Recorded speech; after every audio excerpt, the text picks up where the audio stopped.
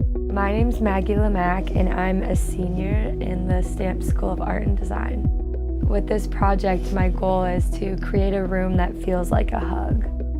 The further that you move inside, the deeper you go into a hug. So maybe on the outside, it's like skin or flesh or the outermost membrane, and then you move further and further, and then when you get to the middle where the table is, that is molecules or atoms, like the really biological energy level representation of a hug.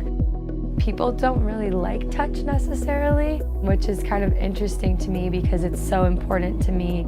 Hugs are actually proven to heal, not just physically, but also mentally. They lower blood pressure, and the release of oxytocin can make you less stressed. In the media, any touch is so sexualized, and I want to remind people of the healing properties of touch and make them reconsider hugging one another more often.